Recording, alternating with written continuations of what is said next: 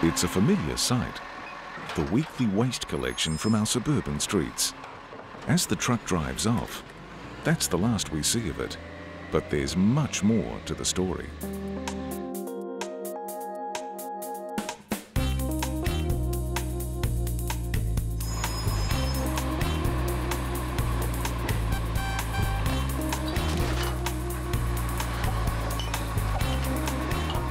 So where does all this waste go as it disappears down the street?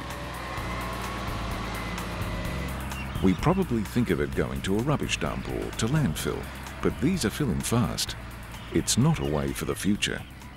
In South Australia, we now recycle about 70% of our waste, and by using that material to make products, we're actually saving trees, water and energy at every step of the process.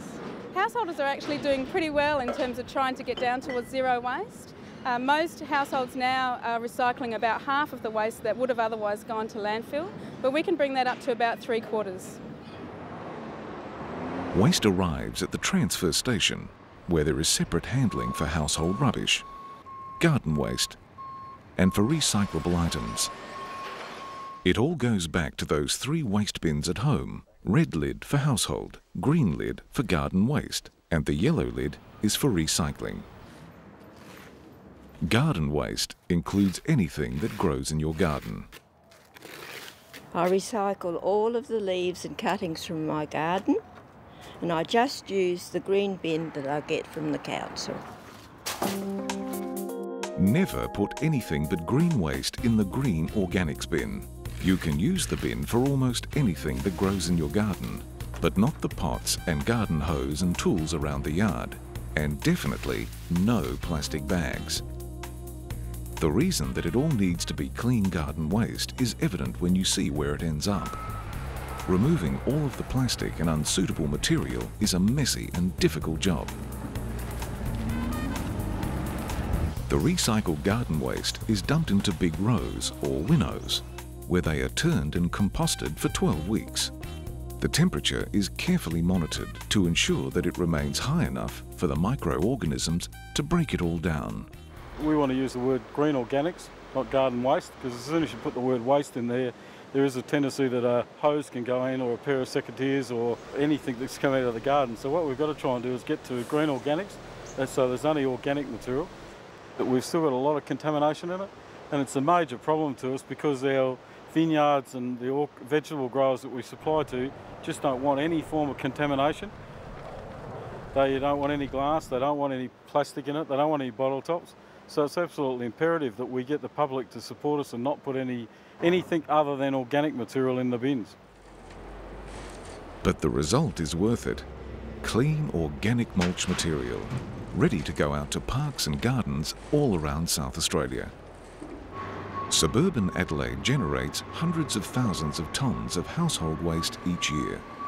At this transfer station alone, over 100,000 tonnes are processed annually.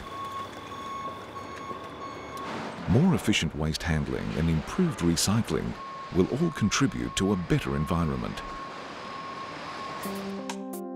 Most of our household waste is suitable for curbside recycling, but not all of it can be handled with a curbside collection system. These are the things that are suitable for recycling: paper and cardboard, plastic containers, glass bottles and jars, tins and cans, cartons.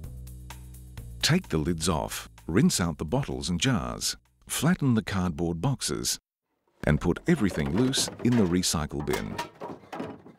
And there are some things that don't go in the yellow recycle bin: nappies, plastic bags, plastic wrapping including cling film, ceramics, food scraps, ropes and cords, polystyrene foam, fabric and clothing.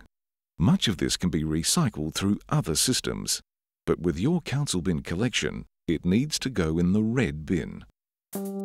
Just like your green waste, there are people at the other end responsible for sorting through your recyclables.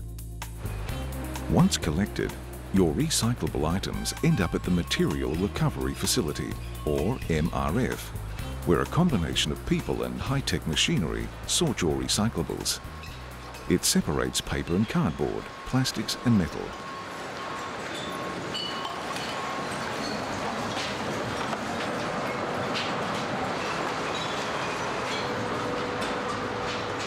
This is how the paper ends up, tons of it bundled up for recycling. And the plastic is baled up as well. Understanding where your recyclable material ends up helps you realise why it is important to recycle right. A very common mistake people make is to put all the recyclable items together in a plastic bag. It looks like a tidy thing to do, but putting items into plastic bags just makes it harder to sort when it gets to the MRF. They can't be sorted at the materials recovery facility as they cause havoc with the machines, which makes the sorting process a lot less efficient. Contamination causes a fair bit of a problem for the people in the MRF because, you know, surprisingly enough, there are actually people working in there that are sorting material. So if you're going to put your baby's nappies and your plastic bags and your kitchen scraps in there, then they have to sort through that material and, I mean, to get the good stuff that they want. So it makes their job a bit nasty, plus the contamination causes a problem for the council in terms of the actual cost. Plastic bags and plastic wrapping are a very visible and unsightly component of the waste cycle, so it is important to minimise the use of plastic bags. I like to recycle. My job is to collect the plastic milk bottles and put them into the yellow lid recycling bin. Bottles and jars are ideal for recycling, but always with the lids off. And remember to empty out any leftover liquid before putting them into the bin. I always take the lids off. And those jars and tins, just give them a quick rinse before putting them out for recycling. We aim to recycle as much packaging as we can. I've even set up a separate recycling bin in the kitchen.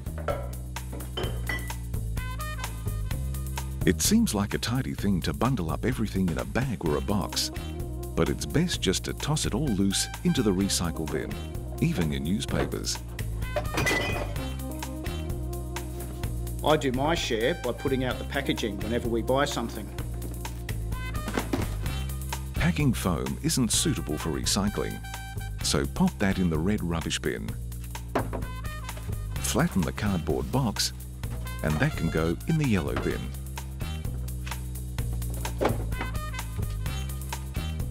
So, 7 things you didn't know about recycling. Or did you? Only green waste in the green bin. Not everything can be recycled. People sort through your recycling. No plastic wrapping or plastic bags in the recycling bin. No lids on the bottles and jars. Don't bundle your recycling. And no polystyrene foam in the recycling. By following these simple steps, we can all help reduce the amount of waste that goes to landfill and help achieve the state's 10-year target of diverting 75% of household waste from landfill.